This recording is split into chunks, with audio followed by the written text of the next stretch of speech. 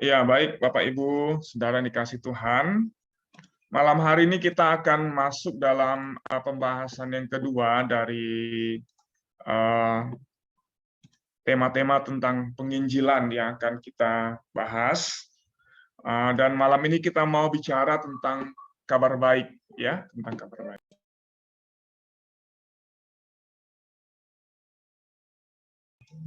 Ya, Bapak Ibu Saudara, saya pikir bahwa ungkapan ini adalah mewakili apa yang ada di diri kita, gitu ya. Nah, seringkali kita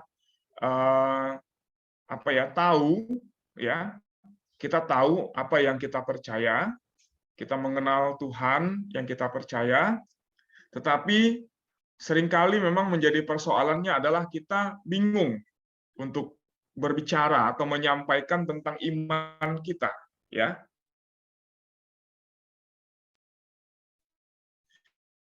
Nah, katakan kepada saya, pada orang lain, gitu ya. Untuk diri kita sendiri kita sudah mengerti, kita bisa memahami itu, gitu. Tapi untuk menyampaikan ke orang, nah seringkali ini yang menjadi persoalannya, ya, seringkali menjadi persoalan bagi kita.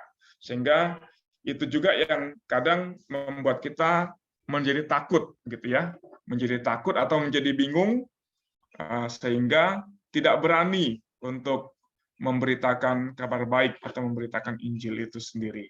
Nah, mari kita baca sebelum kita masuk lebih jauh satu bagian firman Tuhan dalam 1 Korintus pasal 15. Ya, Pak Ibu Saudara, saya akan membacakannya untuk kita semua. Kita bisa perhatikan di dalam slide yang ada, ya. 1 Korintus 15 ayat 1 sampai dengan ayat yang ke-8. Ya, firman Tuhan berkata, "Dan sekarang saudara-saudara, aku mau mengingatkan kamu kepada Injil yang aku beritakan kepadamu dan yang kamu terima dan yang di dalamnya kamu teguh berdiri. Oleh Injil itu kamu diselamatkan, asal kamu teguh berpegang padanya, seperti yang telah kuberitakan kepadamu, kecuali kalau kamu telah sia-sia saja menjadi percaya." Ayat 3, "Sebab yang sangat penting telah kusampaikan kepadamu, yaitu apa yang telah kuterima sendiri, ialah bahwa Kristus telah mati karena dosa-dosa kita sesuai dengan kitab suci, bahwa ia telah dikuburkan, dan bahwa ia telah dibangkitkan pada hari yang ketiga sesuai dengan kitab suci. Bahwa ia telah menampakkan diri kepada Kefas dan kemudian kepada ke-12 muridnya. Kefas itu nama lain dari Petrus, ya, Simon Petrus. Sesudah itu ia menampakkan diri kepada lebih dari 500 saudara sekaligus. Nah, ini adalah para saksi mata yang melihat Yesus hidup dan yang menyaksikan secara langsung kenaikannya ke sorga, gitu ya. Dan kebanyakan dari mereka masih hidup sampai sekarang, tetapi beberapa di antaranya telah meninggal.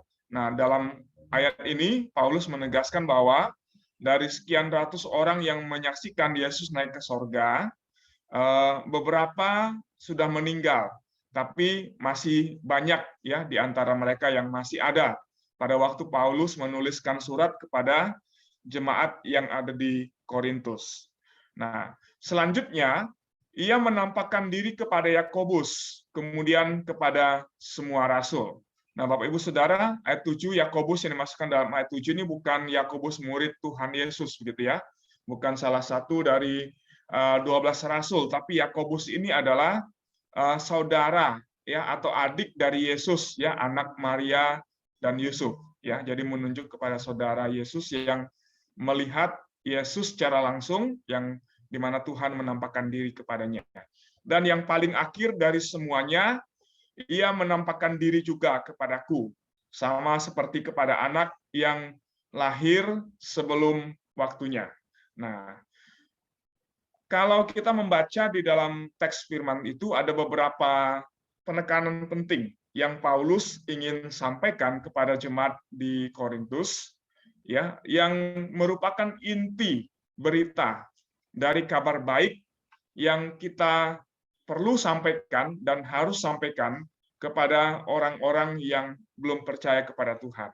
Nah, sebelum kita masuk lebih jauh dalam pembahasan tentang ayat-ayat firman Tuhan di atas, saya mau ajak kita sejenak, ya, Bapak Ibu Saudara, mari kita baca ayat firman Tuhan ini, Roma 1 ayat 16, lalu kita hafalkan, ya, Bapak Ibu Saudara, bisa ya? Kita baca sebentar, lalu kita hafalkan. Kita baca sama-sama. 1, 2, boleh buka speaker semuanya, kita baca sama-sama. Roma 1 ayat 16. Oke, 1, 2, ya. Sebab aku mempunyai keyakinan yang kokoh dalam Injil. Karena Injil adalah kekuatan Allah yang menyelamatkan setiap orang yang percaya.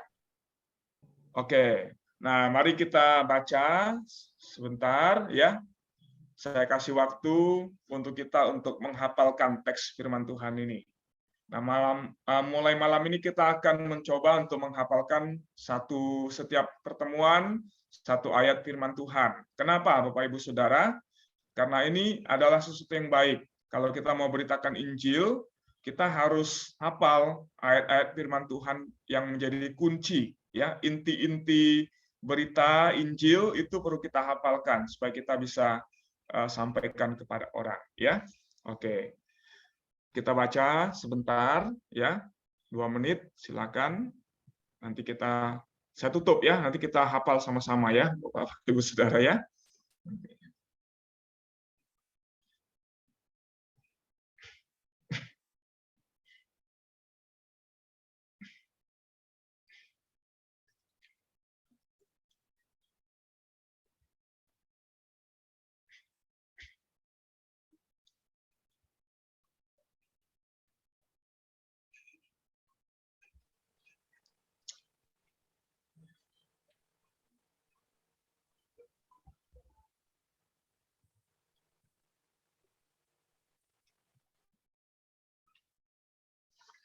Oke, sudah, ya, Bapak Ibu Saudara, ya, udah hafal, ya. Coba kita baca, ucapkan sama-sama dulu. Ayo, kita ucapkan sama-sama dulu, lalu kemudian boleh beberapa di antara kita yang mau coba melafalkan teks firman Tuhan itu, ya. Ayat 1 dari Roma, ya, Roma 1 ayat 16. Oke, 1, 2, ya. Roma 1 ayat 16. Sebab aku mempunyai keyakinan yang kokoh dalam Injil. Karena Injil adalah kekuatan Allah yang menyelamatkan setiap orang yang percaya. Oke. Bisa? Bapak Ibu, siapa yang mau coba? Silakan. Saya coba. Oke, semua silakan. Saya.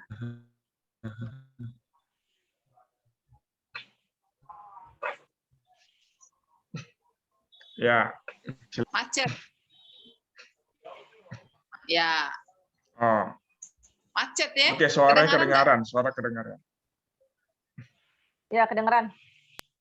Macet jaringan. Kedengaran temu. Suara kedengaran, ya. Kedengaran enggak? Jaringan, ya? Jaringan enggak? Kedengaran semua. Oh, ya udah. Aku dulu supaya yang lain semangat.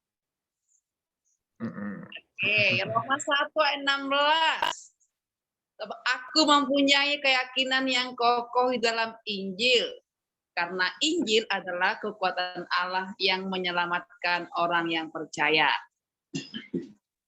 Oke, hampir 100. Hampir 100. Oke, ada. Nanti di akhir materi, di akhir sesi dapat sertifikat. Oke, baik, silakan. Siapa lagi, Pak Ibu? Kita ambil waktu 5 menit aja, ya. Silakan. Ada yang mau coba? Silakan. Saya coba. Oke, Pak. Silakan, Pak. Ya. Sebab aku mempunyai keyakinan yang kokoh dalam Injil, Karena Injil adalah kekuatan Allah yang menyelamatkan tiap orang yang percaya. Nggak apa lagi. Pertama-tama orang Yahudi, yang kemudian Oke. orang Yunani. Udah lewat Pak Andreas, cuma ada 16 saja Pak. Ya, Hah? mau sampai menyelamatkan setiap orang yang percaya. Itu aja Pak. Ya, Ya, oke. itu aja musuh. Oke, Pak Andreas. Ya, hampir. Dikit lagi.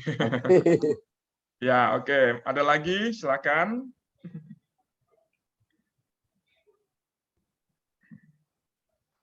Siapa lagi? Saya, Ibu. musuh. Oke, Bu Lili, silakan. Roma 1 ayat 16.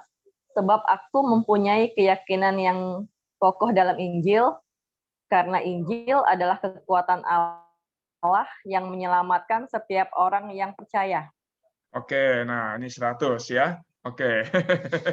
Yes, dapat Ya, sertifikat betul. baliknya. Yes. Baik, ada lagi? Silakan. Satu lagi, boleh silakan. Ada?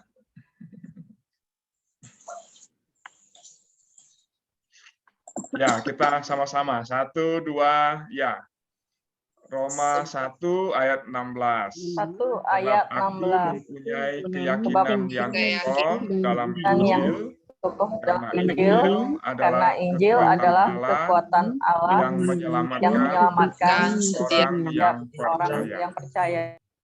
Ya, amin. Ya, Injil adalah kekuatan Allah yang menyelamatkan setiap orang yang percaya.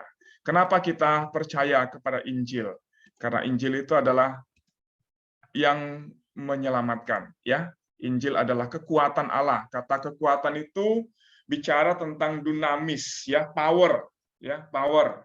Satu kekuatan yang besar dari Tuhan yang dapat menyelamatkan setiap orang yang percaya kepada Injil. Nah, tentu untuk sampai kepada mengalami kuasa Allah yang menyelamatkan itu atau kekuatan Allah yang menyelamatkan itu, orang perlu mendengarkan Injil, orang perlu mendengarkan kabar baik itu, Bapak Ibu Saudara. Karena ya dalam sejarah dunia sangat sedikit sekali orang yang diselamatkan ya dengan cara yang unik oleh Tuhan, gitu ya. Nah, tapi kebanyakan orang percaya adalah melalui pemberitaan Injil, ya, melalui pemberitaan kabar baik.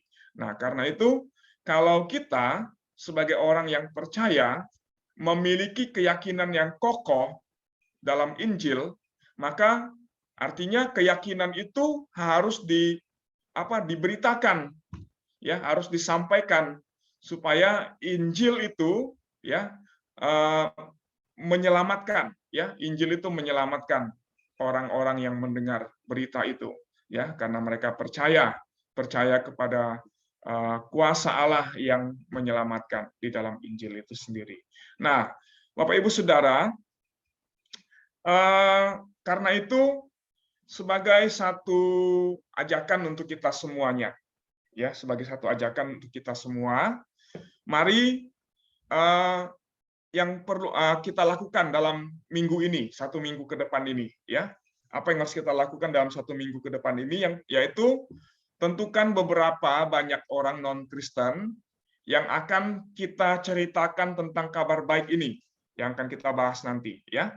Apakah hanya 1 saja, 2 orang, 4 atau 8, ya.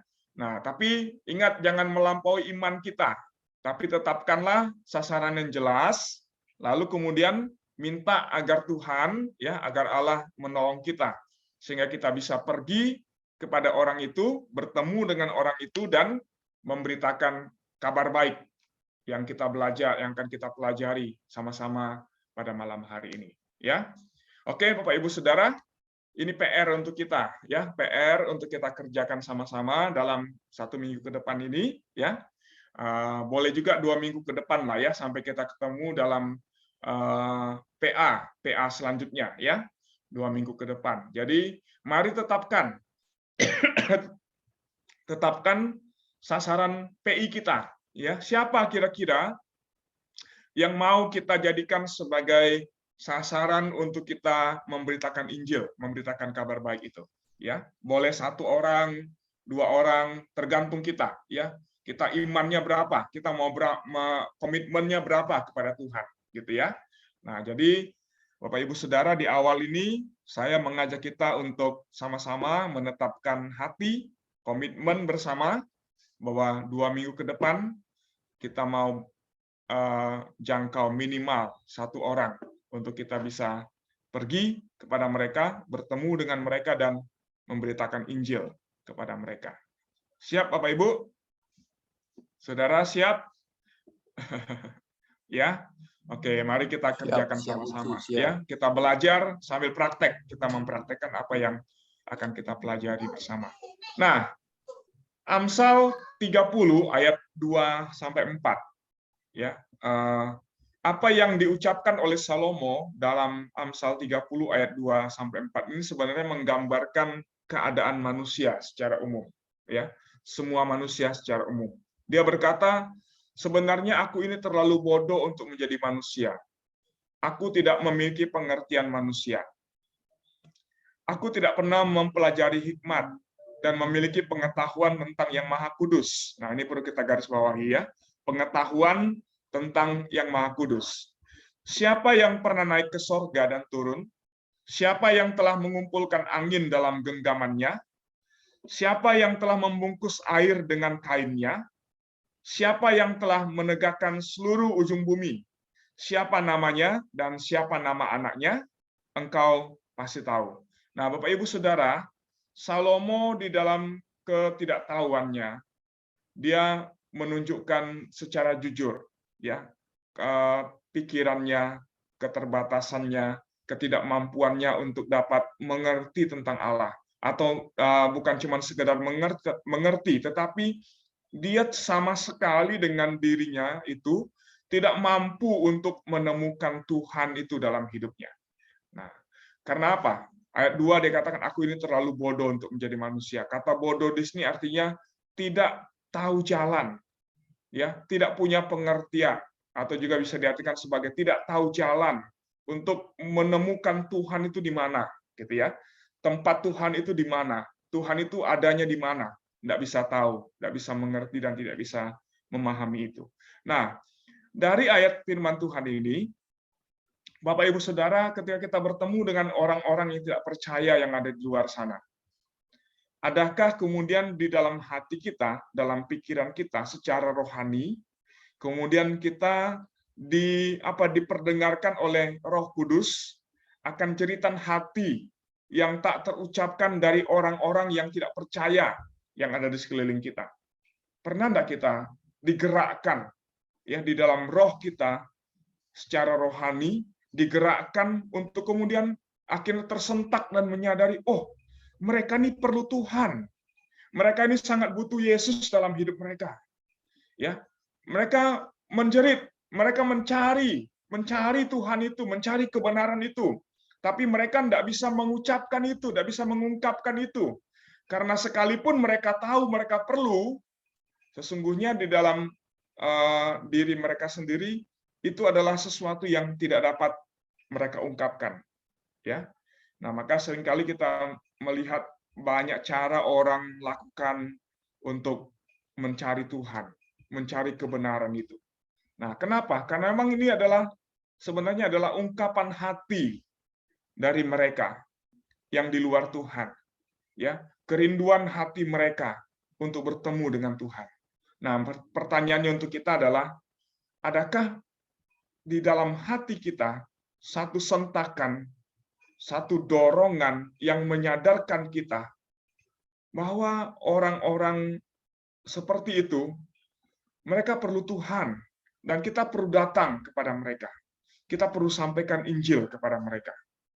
Nah, Bapak Ibu Saudara, ini pertanyaan yang menantang kita pada malam hari ini.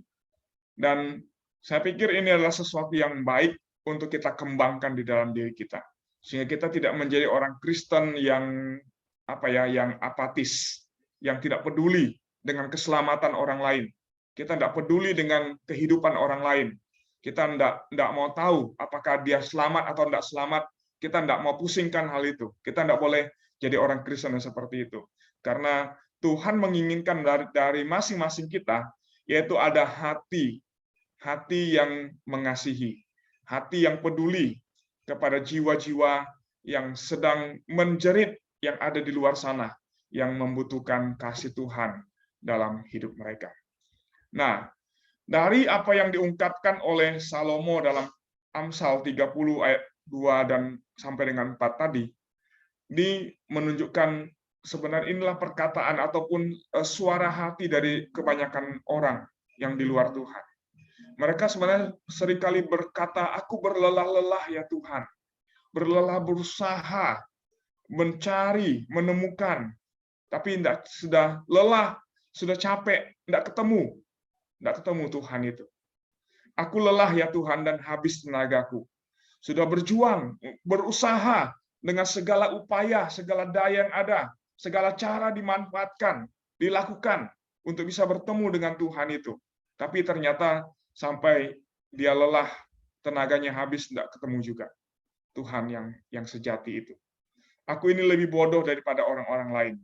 Nah, ini menunjukkan ketidakmampuan manusia di dalam dirinya untuk bertemu dengan Tuhan itu. Pengertian manusia tidak ada padaku. Kata manusia di sini, Bapak Ibu Saudara, kita tidak bisa artikan berarti ini bicara tentang kepintaran atau ilmu, bukan. Pengertian manusia yang dimasukkan di sini adalah menunjuk kepada pengertian manusia yang pertama, yaitu Adam dan Hawa yang diciptakan oleh Allah, yang sempurna, yang mengenal Tuhan, yang dekat dengan Tuhan, ya.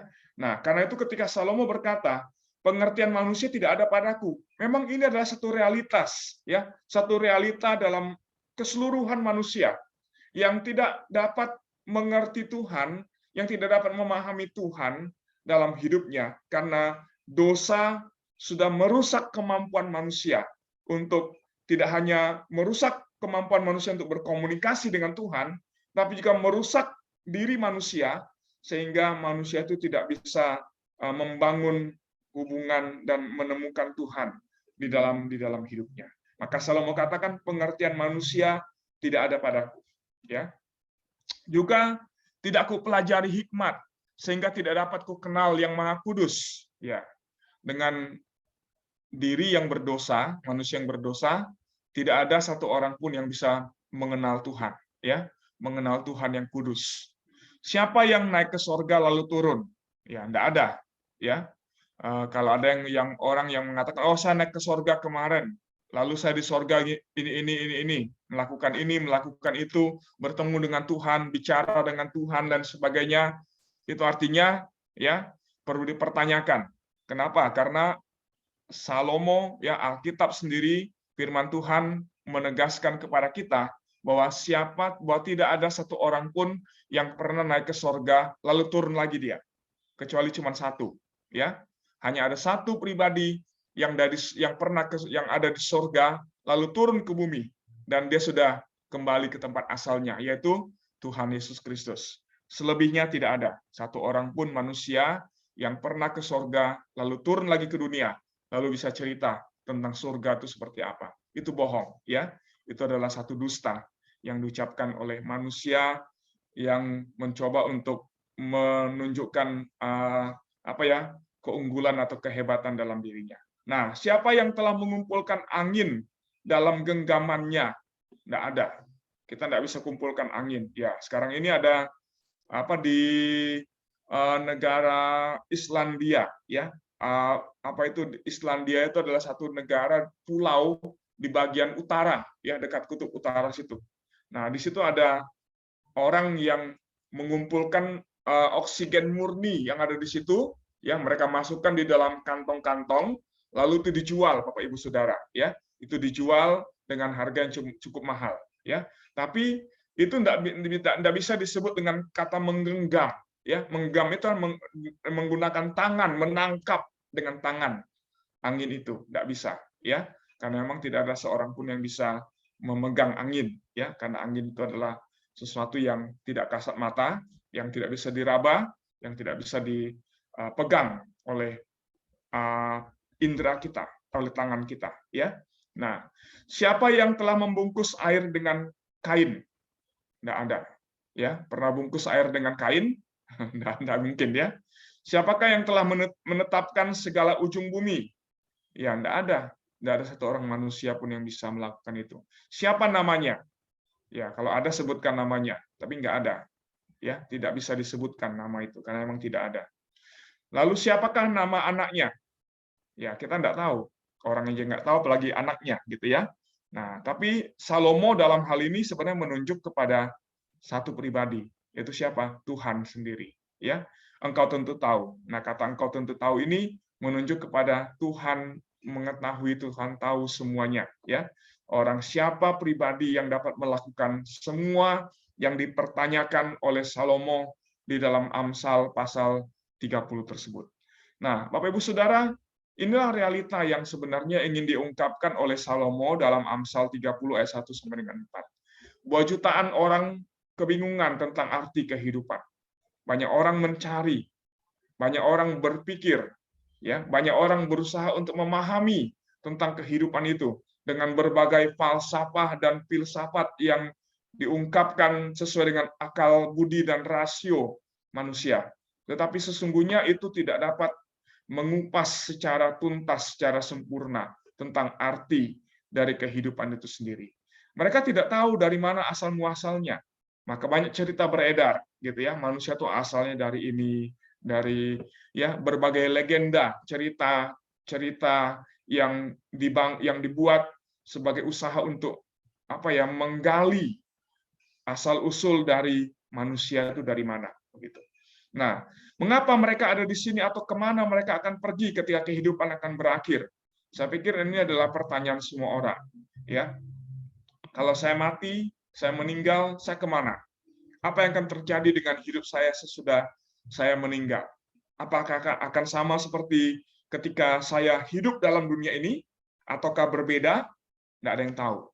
Karena memang tidak ada satu orang pun yang pernah mengalami ini, yang tetap hidup sampai dengan hari ini. Ya, kecuali sudah meninggal, baru langsung melihat secara langsung, ya, menemukan realitas kehidupan sesudah kematian itu sendiri. Ketika kehidupan sudah berakhir, maka dia masuk dalam fase yang selanjutnya. Nah, Bapak Ibu Saudara, dalam hati mereka menduga ada Allah. Semua manusia percaya ada Allah. Tapi semuanya bertanya, siapa dia? Di mana dia? Dan seperti apa? Seperti apa Allah itu? Kita tahu, ya, kita yang ada di dalam Tuhan Yesus Kristus, kita tahu dan kita mengenal Allah itu. Karena Allah sudah menyatakan diri kepada kita. Dan kita sudah bertemu dengan anaknya, ya, di dalam iman kita kepada Tuhan Yesus Kristus. Kita sudah bertemu dengan anaknya. Dan kita sudah menemukan Allah itu dalam kehidupan kita. Tapi mereka di luar sana belum. Mereka belum temukan itu. Mereka masih mencari dan terus mencari. Nah, Bapak Ibu Saudara, sebagai orang sudah menemukan, tentu ini adalah panggilan Tuhan bagi kita untuk menyampaikan kepada mereka. Nah, menyampaikan berita Injil itu kepada mereka. Tapi pertanyaan mungkin adalah, apakah yang harus saya katakan, ya, apa yang harus saya katakan kepada mereka? Ya kan? Ini adalah pertanyaan yang seringkali mengganggu kita, ya, menggelisahkan kita. Waktu kita dibilang, ayo beritakan Injil, kita seringkali bertanya, apa yang harus saya katakan kepada mereka? Nah, Bapak Ibu Saudara, berangkat dari 1 Korintus 15, ya, pasal 15, secara keseluruhan nanti Bapak Ibu bisa baca sendiri di rumah, ya, pasal itu. Paulus menuliskan kepada jemaat di Korintus yang ada di Yunani untuk menjawab pertanyaan di atas ini, ya. Apa yang harus kita katakan? Apa yang harus saya katakan kepada mereka? Dan Paulus dalam 1 Korintus 15 itu mengatakan bahwa ada 6 hal penting yang harus diketahui oleh orang-orang supaya mereka dapat menentukan apa yang harus mereka lakukan. Nah, Bapak Ibu Saudara, kita harus hati-hati, begitu ya. Kita perlu hati-hati. Karena sekarang ini ada banyak orang yang tidak menyampaikan Injil yang menyelamatkan itu.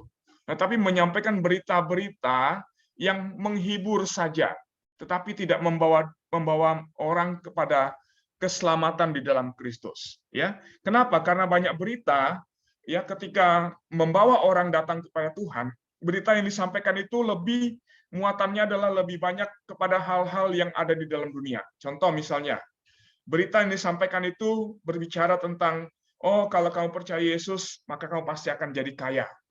Ya, usahamu akan berhasil. Kamu akan diberkati oleh Tuhan sehingga hidupmu berlimpah-limpah, begitu. Nah, atau juga dikatakan, oh kalau kamu percaya Yesus, maka kamu akan sembuh, sakitmu akan sembuh, kamu tidak akan sakit lagi, kamu akan dipulihkan oleh Tuhan, kamu akan disembuhkan oleh Tuhan. Bapak Ibu Saudara belajar dari Tuhan Yesus dalam berita yang disampaikan oleh Tuhan Yesus kepada orang banyak yang datang kepadanya. Tuhan tidak pernah berbicara ya menyampaikan Injil itu berkaitan dengan kesembuhan. Ya. Kesembuhan itu adalah bonus berkat yang Tuhan berikan, tetapi itu bukan sesuatu yang menyelamatkan orang yang disembuhkan itu. Yang menyelamatkannya adalah dia percaya kepada Tuhan Yesus Kristus yang berkuasa, yang adalah Tuhan itu sendiri. Nah, karena itu dalam pemberitaan Injil yang kita lakukan, kita harus hati-hati, jangan sampai kita terjebak akhirnya kita tidak sedang menyampaikan berita, tapi kita sedang menyampaikan Injil yang lain. Itu yang Paulus sebutkan dalam surat Filipi. Engkau begitu cepat beralih kepada Injil yang lain, ya, teguran yang Paulus sampaikan kepada jemaat di Filipi. Injil yang lain itu apa? Injil yang lain itu adalah Injil di luar berita kabar baik tentang Kristus yang harus didengar oleh orang, ya, yang harus dipercayai oleh orang-orang, oleh semua orang supaya mendapatkan keselamatan. Nah, karena itu kalau kita bertanya apa yang harus kita sampaikan kepada mereka, Bapak Ibu Saudara, berdasarkan 1 Korintus 15 ayat 1 sampai dengan 28, ada 6 berita yang bisa kita sampaikan kepada mereka yang perlu keselamatan itu. Yang pertama, kita harus menegaskan bahwa ada berita, ada kabar baik. Kata berita itu bisa diterjemahkan dengan kata kabar baik, evangelion, ya, Injil. Nah, dalam bahasa Yunani itu adalah evangelion, Injil. Ada berita dari Allah, ada kabar baik dari Allah. Isinya apa? Yang kedua, Yesus sudah mati dan sudah bangkit dan hidup bagi kita. Nah, nanti kita akan bahas di bawahnya panjang lebar, Bapak Ibu ya. Ini ini garis besarnya dulu. Lalu yang ketiga, ada kemurahan dan kasih karunia dari Allah. Ini berita yang ketiga yang perlu kita sampaikan. Lalu berita yang keempat, kematian bukanlah akhir dari segalanya. Lalu Yesus Kristus akan datang kembali, dan yang terakhir akan ada akhir zaman, ya, akan ada akhir zaman. Artinya hidup akan berakhir, ya, Tuhan Yesus datang kembali, dan dunia dengan semua yang ada di dalamnya akan habis, akan lenyap, ya. Nah, itu akan terjadi, akan dialami oleh semua. Nah, katakan kepada mereka bahwa ia dapat mengenal Allah, ya. Katakan kepada orang-orang itu, orang-orang yang perlu keselamatan itu, bahwa mereka bisa mengenal Allah. Nah, kenapa? Bukan karena kita yang menyampaikan, tapi karena Alkitab yang mengatakan kepada kita bahwa hal yang utama adalah setiap pria dan wanita, setiap anak laki-laki dan perempuan mendengarkan Injil, berita yang menyatukan kembali manusia dengan Allah. Nah, Bapak Ibu Saudara, ini adalah sesuatu yang kita sampaikan, ya, sesuatu yang perlu kita sampaikan kepada mereka yang belum percaya. Kenapa? Karena Injil itu adalah yang mereka perlukan dalam hidup mereka. Karena hanya Injil, satu-satunya berita, kabar baik yang dapat membawa manusia, ya, yang sudah terpisah dari Allah kembali kepada Tuhan. Nah, apa itu Injil, Bapak Ibu? Tadi kita sudah hafalkan sama-sama, ya, dalam Roma 1 ayat 16. Injil adalah kekuatan Allah bagi setiap orang yang percaya. Injil adalah kekuatan Allah yang menyelamatkan setiap orang yang percaya. Paulus mengatakan kepada kita bahwa Kristus anak Allah telah mati untuk menebus dosa-dosa kita, dan bahwa Ia telah dikuburkan dan dibangkitkan pada hari ketiga. Inilah berita Injil, ya, berita Injil yang perlu disampaikan kepada orang yang belum percaya. Nah, kita harus percaya bahwa Allah ada dan bahwa Dia adalah pemberi anugerah bagi siapa saja yang sungguh-sungguh mencarinya. Allah tidak kejam seperti yang dipercaya oleh sebagian orang karena berbagai kesusahan hidup yang dialami, lalu kemudian berkata Tuhan itu kejam, Tuhan itu jahat, ya, Dia tidak peduli kepada kita. Tapi Alkitab mengatakan kepada kita bahwa Allah itu bukan Allah yang kejam. Allah itu bukan Allah yang jahat. Dia adalah Allah yang baik, yang peduli, yang mengasihi kita. Dia mengerti kita dan Dia sangat memperhatikan kehidupan kita. Bahwa Tuhan itu adalah Allah yang baik karena Dia tidak akan pernah membiarkan kita terpuruk di dalam keadaan kita dan tetap merana di dalam penderitaan yang kita alami dalam kehidupan ini. Penderitaan yang disebabkan oleh karena dosa, ya, yang disebabkan oleh karena dosa. Karena Allah itu adalah Allah yang peduli. Dia mengasihi ciptaannya, Dia mengasihi anak-anaknya, maka Dia memberikan jalan untuk menyelamatkan kita. Nah, Ibrani 11 ayat 6 berkata seperti ini. Tetapi tanpa iman, tidak mungkin orang berkenan kepada Allah. Sebab barang siapa berpaling kepada Allah, ia harus percaya bahwa Allah ada dan bahwa Allah memberi upah kepada orang-orang yang sungguh-sungguh mencari Dia. Bapak, Ibu, Saudara, ini satu ayat yang perlu kita catat, kita hafal, ya. Satu ayat firman Tuhan yang perlu kita hafal untuk menunjukkan kepada orang-orang yang kita mau beritakan Injil kepada mereka. Supaya mereka tahu bahwa Allah itu ada. Dan Tuhan itu adalah Allah yang penuh dengan kasih, yang mengasihi kita, mengasihi manusia. Dan bahwa Tuhan yang akan memberikan upah kepada siapapun yang sungguh-sungguh mencari Dia. Nah, karena itu, Bapak, Ibu, Saudara, ini adalah salah satu ayat yang perlu kita hafal sama-sama, ya. Nanti di rumah, ya, masing-masing boleh dibaca lagi. Sekarang catat dulu ayatnya, Ibrani 11 ayat 6. Nanti kita hafalkan, ya, sama-sama. Nanti kita hafal. Ya. Nah, kenapa ayat ini merupakan salah satu ayat dalam firman Tuhan yang menunjukkan tentang Allah yang peduli, yang mengasihi, ya. Bahwa Allah itu tidak tinggal diam, membiarkan manusia itu terlunta-lunta mencari Dia tapi tidak bisa menemukan jalan untuk bertemu dengan Tuhan. Enggak, Tuhan bukan seperti itu. Justru Dia adalah Allah yang penuh kasih, ya, yang kemudian membuka jalan supaya kita dapat bertemu dengan Dia. Dan ketika kita bertemu dengan Dia, mencari Dia dengan sungguh-sungguh dan kita menemukan Dia di dalam jalan yang ditunjukkannya, maka di situ ada upah yang Tuhan berikan. Maka dalam Alkitab dikatakan apa? Setiap orang yang percaya kepada Tuhan Yesus Kristus tidak akan binasa, ya, melainkan beroleh hidup yang kekal. Ya, Yohanes 3 ayat 16.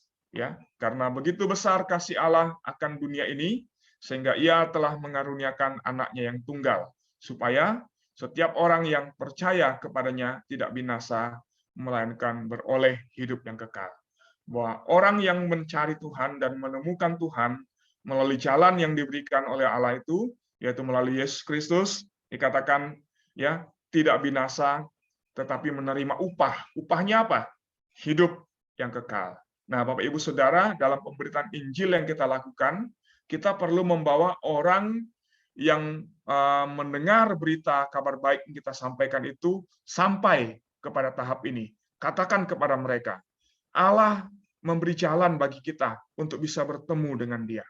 Dan Allah itu mau kita lewat jalan itu, yaitu melalui Yesus, ya. Dan kalau kita menemukan jalan itu dan kita ikut jalan yang Tuhan berikan, maka di situ ada upah yang Tuhan berikan, yaitu hidup yang kekal. Nah, Bapak, Ibu, Saudara, kita harus percaya bahwa Dia adalah Allah yang kudus, dan bahwa dosa-dosa kita yang banyak, yaitu bahwa kita tidak mencarinya dengan sungguh-sungguh, kita menempuh jalan pikiran kita sendiri, kita mengikuti pikiran-pikiran kita yang jelek, ucapan-ucapan dan tingkah laku kita yang telah memisahkan kita dari kasih dan hadirat-Nya. Nah, sebagai akibatnya, ketika kita mati, hal yang pantas bagi kita hanyalah mendapatkan hukuman yang menakutkan. Ya, Roma 3 ayat 23, ini juga adalah satu ayat kunci yang perlu kita hafal. Ya, Roma 3 ayat 23 mengatakan, sebab semua orang telah berbuat dosa dan telah kehilangan kemuliaan Allah. Itu Roma 3:23, ya. Sebab semua orang telah berbuat dosa dan telah kehilangan kemuliaan Allah. Maka di dalam Roma 6 ayat 23 Paulus tegaskan bahwa sebab upah dosa ialah maut, ya. Tetapi kasih karunia Allah adalah hidup yang kekal, ya. Nanti Bapak Ibu bisa baca dan hafalkan ayat-ayat teks firman Tuhan ini, ya. Roma 6 ayat 23. Sebab upah dosa adalah maut, tetapi kasih karunia Allah ialah hidup yang kekal di dalam Kristus Yesus Tuhan kita. Ya. Nah, ini adalah Injil, berita Injil, ya. Inti dari Injil itu adalah menunjukkan dosa kita kepada Allah, tapi dosa itu sudah diselesaikan oleh Tuhan, ya. Dan di situ ada upah, ada janji yang Tuhan berikan bahwa Dia akan memberikan hidup yang kekal kepada kita.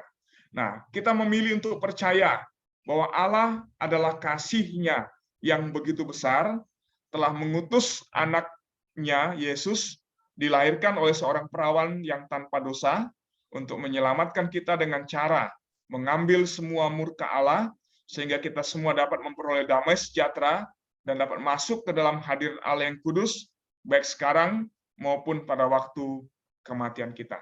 Ya, 1 Petrus 2 ayat 24 dan 25. Boleh salah seorang bacakan untuk kita?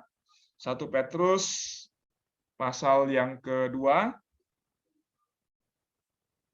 ayat 24 dan 25.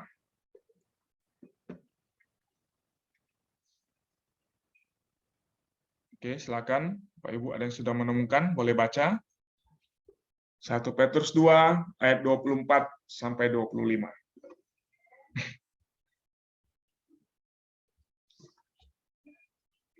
Ada yang sudah menemukan?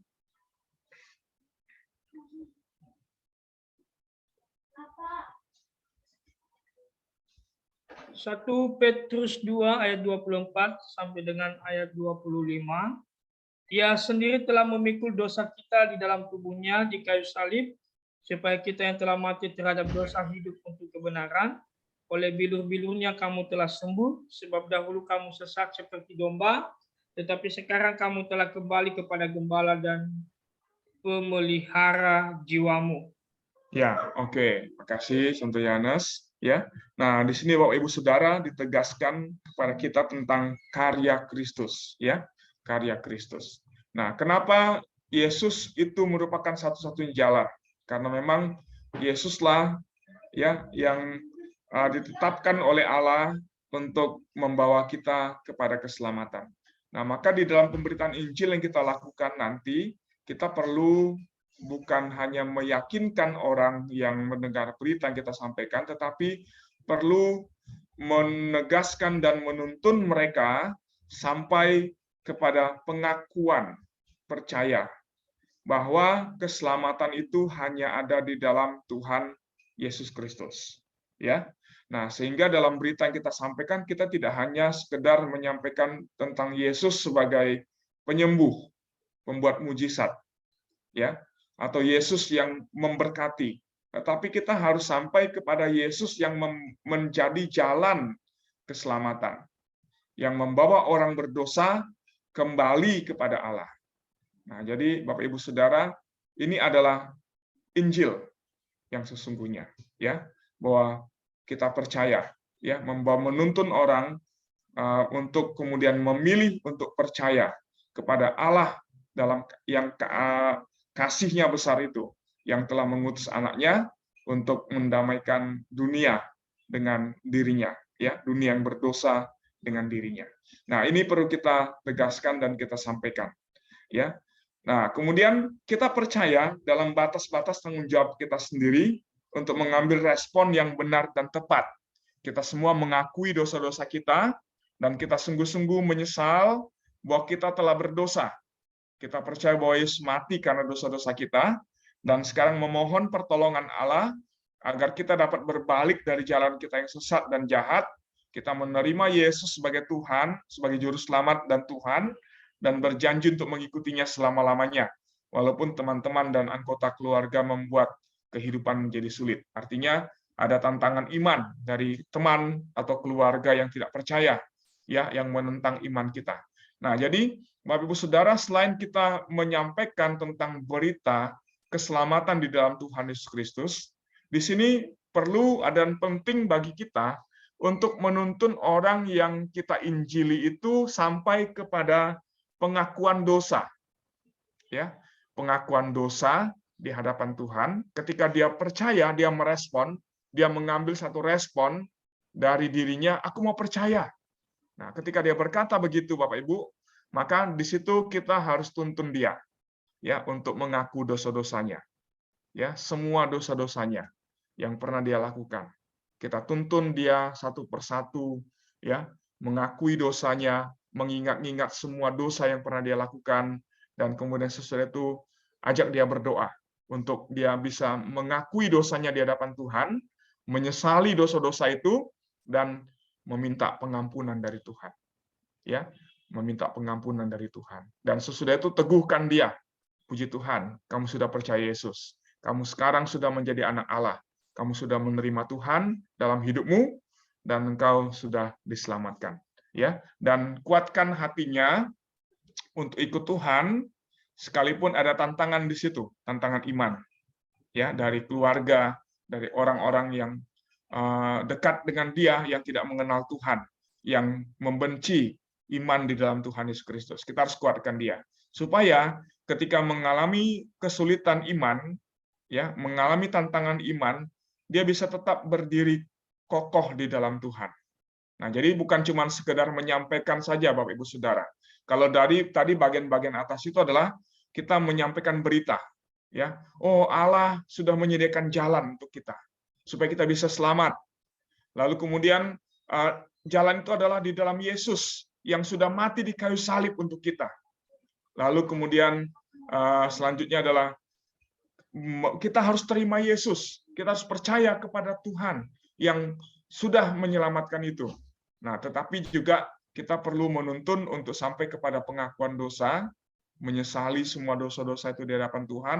Ini bicara tentang pertobatan, ya, pertobatan yang sungguh-sungguh di dalam Tuhan, lalu dituntun untuk dia kemudian menerima Yesus, pengakuan percaya, aku percaya kepada Tuhan Yesus sebagai Tuhan dan Juru Selamat pribadiku, ya, dan kemudian peneguhan iman. Ya, kenapa? Karena sekarang ini Bapak Ibu Saudara, tantangan untuk menjadi percaya itu besar, ya. Nah, mungkin di antara kita juga pernah mengalami tantangan yang sama. Ketika kita ikut Tuhan, teman kita, keluarga kita sangat tidak suka, dan itu menjadi tantangan yang menyulitkan kita, ya, di dalam iman kepada Tuhan. Nah, kita harus sampaikan itu, dan kita harus kuatkan hati saudara-saudara kita yang sudah percaya, yang baru percaya itu, supaya ketika dia mengalami tantangan iman seperti itu, dia kuat, dan dia siap untuk menghadapi itu, tidak menjadi goyah, dan kemudian meninggalkan Tuhan, tapi dia tetap di dalam imannya kepada Tuhan. Nah, katakan kepadanya bahwa Yesus hidup. Dasarnya apa? Kenapa kita harus bertahan di dalam iman yang menyelamatkan itu? Iman di dalam Yesus yang menyelamatkan itu. Karena jawabannya adalah kita harus menunjukkan berdasarkan firman Tuhan bahwa iman kita itu bukanlah iman yang didasarkan kepada perasaan saja. Yang arti kata maksudnya itu adalah sesuatu yang hanya memuaskan perasaan, ya, yang hanya mendatangkan satu kelegaan di dalam hati, tetapi tidak menuntun kepada keselamatan yang sejati. Nah, kenapa itu adalah sesuatu yang kokoh, yang menunjukkan bahwa Yesus yang kita percaya itu adalah Tuhan yang hidup. Nah, ini perlu kita sampaikan kepada orang yang baru percaya, yang kita injili, Bapak Ibu Saudara. Yaitu apa? Menunjuk kepada apa yang Paulus katakan di dalam 1 Korintus 15, tentang apa? Tentang kesaksian dari apa? 514 orang yang menjadi saksi mata ya tentang kebangkitan Yesus, ya tentang kenaikannya ke sorga, yang adalah fakta, yang adalah satu realitas sejarah, bukan cuma sekedar perkataan dari para murid Tuhan Yesus, tapi itu adalah sesuatu yang nyata, yang real, yang memang betul-betul terjadi dan ada saksinya. Dan yang menjadi saksi itu bukan cuma 1-2 orang, tetapi 514 orang sebagai saksi mata yang betul-betul mengenal Yesus, yang melihat Yesus, yang bertemu dengan Yesus, dan yang melihat Yesus yang bangkit itu naik ke surga. Nah, Bapak Ibu Saudara, ini satu hal yang perlu kita sampaikan. Dan katakan kepada mereka bahwa ada kasih karunia untuknya. Ya, kasih karunia itu apa? Kasih karunia adalah anugerah yang diberikan oleh Allah secara cuma-cuma, bukan hasil usaha kita, tapi diberikan secara gratis oleh Tuhan. Tidak perlu dibeli, ya, tidak perlu melakukan apapun untuk mendapatkan kasih karunia Allah itu, ya, anugerah yang menyelamatkan itu. Karena itu diberikan dengan cuma-cuma. Dan karena itu sikap atau respon yang benar di dalam menerima anugerah itu adalah diterima dengan ucapan syukur, ya. Hidup dalam pengucapan syukur. Arti hidup dalam pengucapan syukur itu artinya adalah hidup, ya, hidup sebagai orang yang diselamatkan, hidup sebagai orang yang sudah diselamatkan. Dan Paulus mengatakan bahwa meskipun dia telah menganiaya gereja, ya, namun kasih karunia Allah tetap bekerja dengan dahsyat dalam kehidupannya. Kasih karunia Allah mengangkat Paulus dari posisi seorang pemimpin orang-orang berdosa menjadi manusia Allah atau hamba Allah yang perkasa, ya. Nah, Bapak Ibu Saudara, kita juga perlu sampaikan kepada orang yang kita beritakan Injil supaya mereka sampai kepada pengertian ini, sehingga ketika mereka percaya, mereka tahu bahwa keselamatan itu adalah karena pemberian Allah, bukan karena mereka beriman, bukan karena mereka melakukan sesuatu yang baik, maka kemudian mereka bisa menerima keselamatan itu, ya. Kita harus tegaskan bahwa itu semua adalah pemberian Allah, ya, diberikan oleh Allah secara cuma-cuma, tanpa kita perlu melakukan apapun. Nah, tetapi ya, penegasannya adalah sesudah kamu percaya, maka kamu harus hidup berdasarkan imanmu yang baru, ya, supaya hidup yang lama ditinggalkan dan hidup dengan cara hidup yang baru, yang kudus, yang memuliakan Allah. Nah, kemudian katakan bahwa kematian bukan akhir dari segalanya. Nah, Bapak Ibu Saudara menjawab ketakutan yang dialami oleh semua orang tentang kematian, ya. Maka kita perlu sampaikan dengan jelas kepada mereka yang kita injili bahwa siapa yang mengikut Yesus, maka kematian itu bukan lagi sesuatu yang menakutkan.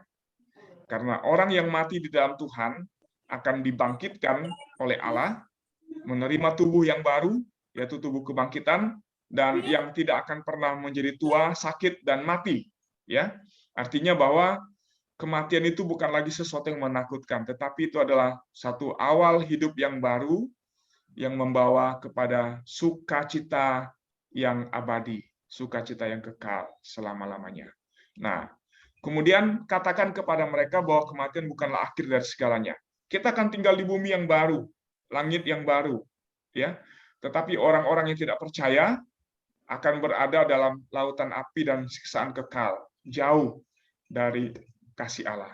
Nah, kita perlu menunjukkan secara jelas tentang apa yang akan diterima oleh orang yang percaya kepada Tuhan Yesus, ya, yaitu hidup yang kekal, dengan apa yang akan diterima oleh orang yang menolak kasih Allah di dalam Tuhan Yesus Kristus. Kita harus sampaikan dengan tegas tentang konsekuensinya. Ya, entah mereka menerima atau menolak Injil yang kita sampaikan kepada mereka. Ya. Dan kemudian katakan bahwa Yesus akan segera kembali. Artinya bahwa dunia ini tidak akan selamanya. Hidup di dunia ini tidak akan selamanya. Akan ada waktunya, akan ada akhirnya, ya. Dan itu akhirnya itu ditandai dengan kedatangan Tuhan Yesus yang kedua kali. Nah, ini harus kita sampaikan juga kepada orang yang kita injili, Bapak Ibu. Bahwa Yesus akan datang. Ya, dia akan datang kembali. Nah, tujuan kedatangannya apa? Yaitu untuk membawa keadilan untuk orang-orang di bumi, ya, yang mempercayai janji malaikat dalam Kisah Rasul 1 ayat 11, ya, di mana malaikat berkata kepada para murid yang melihat Yesus naik ke sorga, dikatakan oleh malaikat apa? Yesus yang kau lihat naik ke sorga, dia akan datang kembali dengan cara yang sama untuk kedua kalinya. Nah, ini adalah penegasan yang diberikan oleh malaikat kepada para murid yang menjadi saksi mata, 514 orang yang menjadi saksi mata peristiwa kenaikan Tuhan Yesus ke sorga. Nah, Bapak Ibu Saudara, ini adalah satu berita yang disampaikan untuk menunjukkan kepada orang yang kita injili supaya mereka tahu bahwa kedatangan Tuhan yang kedua kali itu menjadi penentu akhir dari hidup mereka di dalam dunia ini. Nah, karena itu orang yang percaya kepada Tuhan akan dijemput, dibawa kembali bersama-sama dengan Tuhan, dibawa tinggal bersama-sama dengan Tuhan di tempat yang telah disediakan oleh Tuhan Yesus bagi setiap orang yang percaya. Sedangkan yang tidak percaya, pada waktu kedatangan Tuhan yang kedua kali, dia akan dihakimi dan kemudian akan dihukum dalam penghukuman yang kekal di dalam tempat siksaan yang abadi itu. Nah, dan yang terakhir perlu ada pernyataan kepada orang yang kita injili bahwa akan ada hari terakhir, ya, hari terakhir yang akan membawa kepada kehidupan kekal atau kematian yang kekal. Nah, maka di dalam kita menyampaikan berita tentang hari terakhir, Bapak Ibu Saudara, kita perlu menegaskan kepada mereka supaya mengambil satu sikap yang jelas. Ya, segera. Sikap yang jelas, segera, jangan menunda, jangan menunggu, karena tidak ada satu orang pun yang tahu waktunya kapan. Ya. Dan hari terakhir yang kita perlu sampaikan itu bukan hanya bicara tentang akhir dari dunia, tapi hari terakhir itu juga bisa kita singgung di dalamnya bicara tentang apa? Tentang kematian. Bahwa setiap orang bisa mati kapanpun saja. Dan tidak ada satu orang pun yang tahu kapan dia akan meninggal. Kalau menunda waktu untuk percaya dan menerima Yesus, maka akan ada kemungkinan waktunya akan terlambat dan tidak ada lagi kesempatan untuk dapat menerima berita keselamatan itu.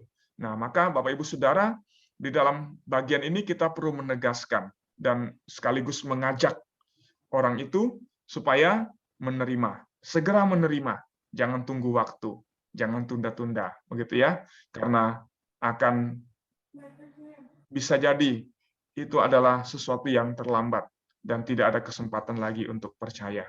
Dan kalau itu terjadi, artinya apa? Ya sudah, tidak ada kesempatan lagi untuk menerima hidup yang kekal itu. Nah, Bapak Ibu Saudara, ini adalah 6 berita yang penting untuk kita sampaikan. Karena itulah Injil, ya, 6 berita inilah yang merupakan Injil yang perlu kita sampaikan dalam pemberitaan Injil yang kita lakukan. Jadi dimulai dari berita kabar baik. Kita ini adalah kita berhadapan dengan orang yang sedang kebingungan mencari jalan keselamatan. Kita datang kepada mereka katakan ada kabar baik untuk kamu. Ada jalan yang Tuhan berikan bagi kita supaya kita bisa bertemu dengan Tuhan dan menerima keselamatan itu. Nah, jalannya melalui siapa? Melalui Yesus Kristus, Anak Allah, yang sudah mati di kayu salib untuk kita yang berdosa. yang kemudian bangkit pada hari ketiga, memberikan hidup yang kekal kepada kita yang percaya. Maka harus percaya, jangan tunda, jangan tunggu waktu. Dan kemudian kalau dia percaya, Bapak Ibu Saudara, maka yang perlu kita sampaikan kepada mereka adalah harus segera meresponi kasih karunia Allah. Ya, tuntun dia untuk bertobat dari dosa-dosanya, ya, mengaku dosa di hadapan Tuhan, dan kemudian mengungkapkan janji setia kepada Tuhan. Lalu kemudian sesudah itu menguatkan, meneguhkan imannya supaya ketika ada tantangan iman dia tetap kuat di dalam Tuhan, dia tidak meninggalkan Tuhan, ya, tetap percaya dan terus percaya kepada Tuhan. Dan kemudian yang terakhir adalah sebelum ditutup pemberitaan Injil itu adalah ingatkan kepada mereka tentang upah yang akan diterima oleh orang-orang yang percaya dan upah yang akan diterima oleh mereka yang tidak percaya.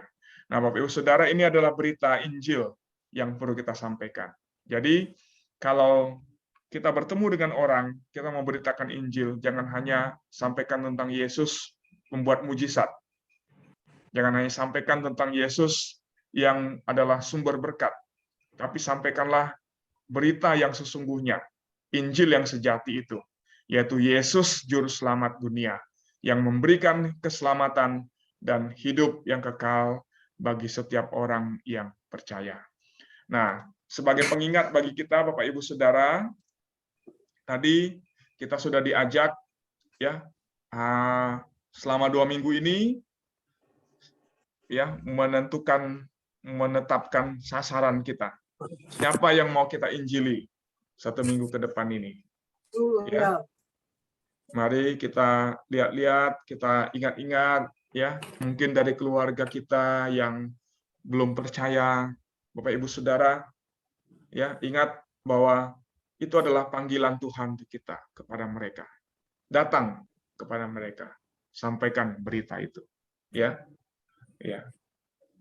Mari tetapkan sasaran 2 minggu ke depan ini. Siapa yang mau kita injili? Dan ya. Ya. Oke, mari.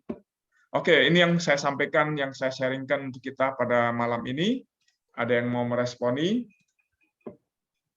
Yang bertanya, silakan, Pak Ibu.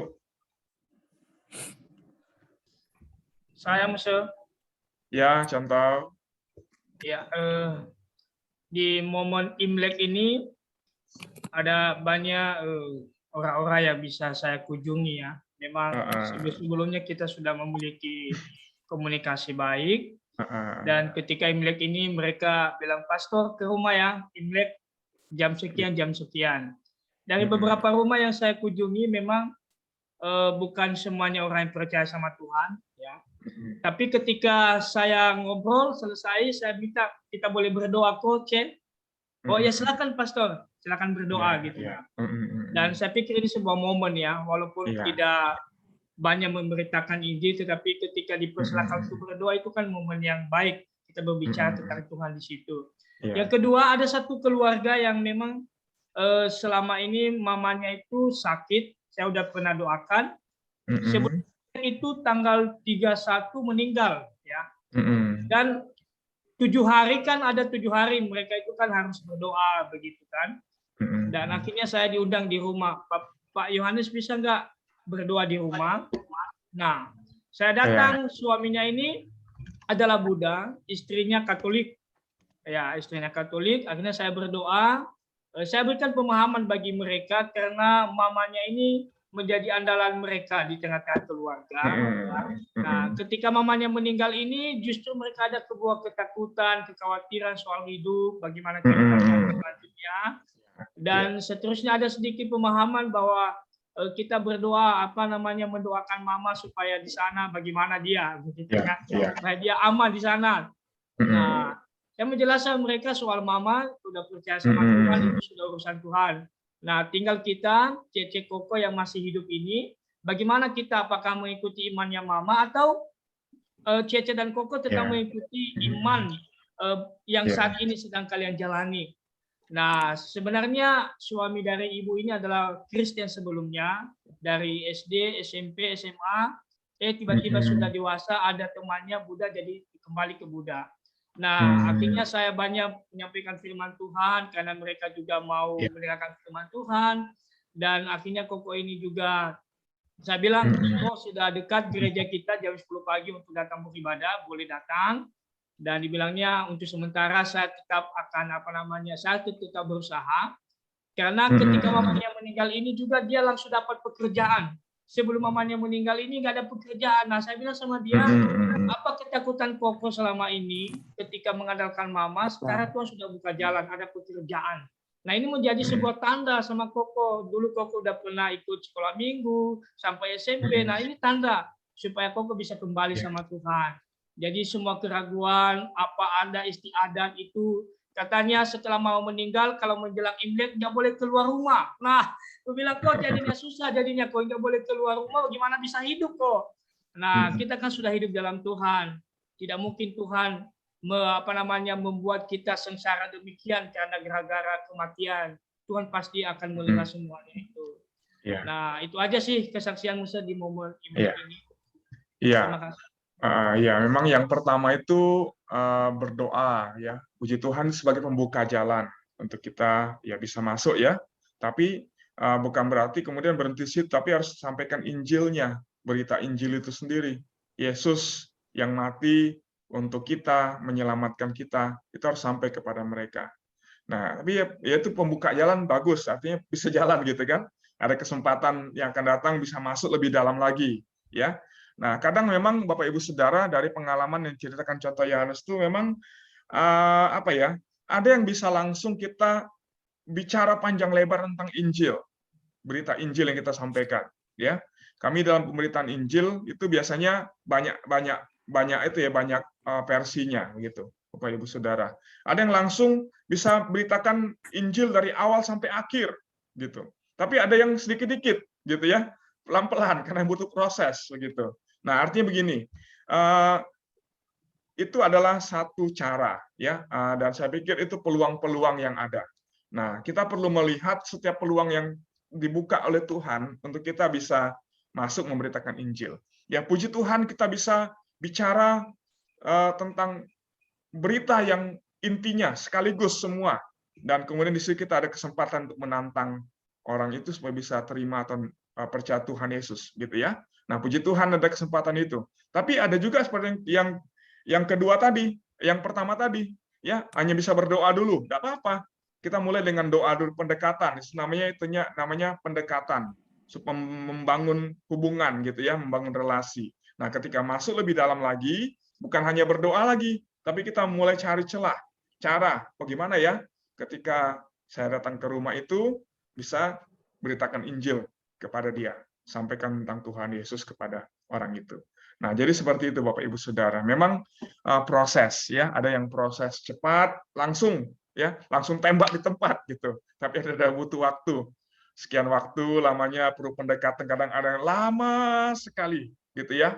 Kita datang, dia masih belum mau, kita datang masih menolak, kita datang hanya sekedar say hello saja ya, hanya sekedar bicara yang umum-umum saja, tapi ketika masuk Injil dia langsung tutup pintu. Enggak apa-apa. Jangan langsung mundur gitu ya.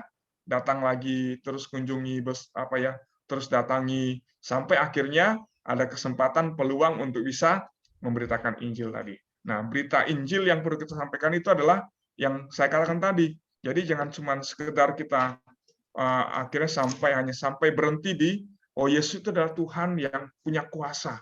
Kalau kamu sakit dia bisa sembuhkan.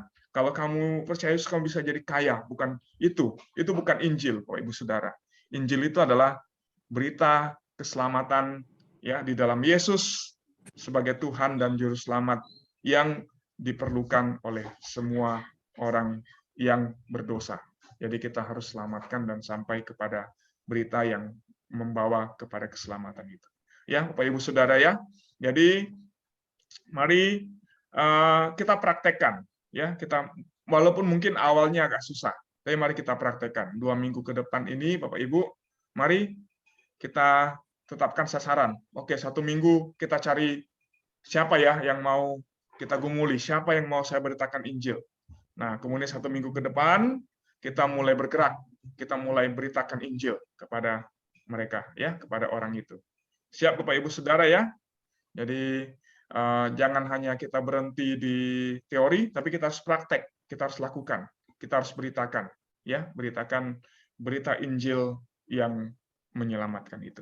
Oke, terakhir sama-sama Bapak Ibu Saudara mengakhiri pertemuan kita malam ini. Sekali lagi mari kita sama-sama mengucapkan, menghafalkan ayat hafalan tadi. Masih ingat ya? Masih ingat ya? Oke, 1, 2, ya. Roma 1 ayat 16. Sebab aku mempunyai keyakinan yang kokoh dalam Injil. Karena Injil adalah kekuatan Allah yang menyelamatkan setiap orang yang percaya. Oke, sekali lagi. 1, 2, ya. Roma 1 ayat 16. Sebab aku mempunyai keyakinan yang kokoh dalam Injil. Karena Injil adalah kekuatan Allah yang menyelamatkan setiap orang yang percaya. Amin. Ya, ini dasar kita. Kita harus punya keyakinan yang kokoh dalam Injil. Karena Injil itu adalah yang menyelamatkan. Sebagai pemberita kita harus yakin dulu, ya, meyakini Injil itu, baru kita bisa memberitakannya. Amin. Kiranya Tuhan memberkati kita semuanya. Kita akhiri PA kita pada malam ini. Silakan kepada Contoh Hayami yang menutup kita dalam doa.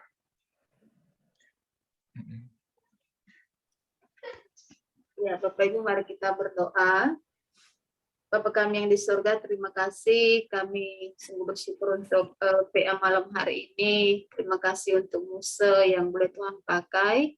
Kerinduan kami, biarlah Bapak terus memperlengkapi hamba-Mu untuk pelayanan di manapun Tuhan percayakan ya Tuhan. Kami juga berdoa untuk kami yang boleh mengikutinya. Biarlah melalui PA malam hari ini kami menjadi alat Tuhan yang sudah siap dipakai oleh Tuhan di ladang yang boleh Tuhan tempatkan bagi kami dimanapun Tuhan utus kami nantinya, dan dengan orang-orang yang boleh Tuhan siapkan untuk kami layani beritakan Injil. Nantinya biarlah kami siap dan memiliki keberanian yang daripada Tuhan untuk mengabarkan Injil kepada mereka ya Tuhan, sehingga orang-orang yang boleh mendengarkannya nanti boleh percaya kepada Kristus Sang Juru Selamat pribadi mereka ya Tuhan. Terima kasih, biarlah kiranya Tuhan yang memperlengkapi kami, Tuhan yang menolong memberkati kami ya Tuhan. Terima kasih untuk malam hari ini. Kami juga mau istirahat. Mari Tuhan menolong memberkati sehingga kami boleh tetap aman dalam pengawasan Tuhan. Dalam nama Tuhan Yesus kami berdoa. Amin. Amin. Baik. Ya, selamat malam Bapak Ibu Saudara semuanya. Shalom. Tuhan berkati kita. Terima kasih. Contoh John Ter, Contoh Hamid.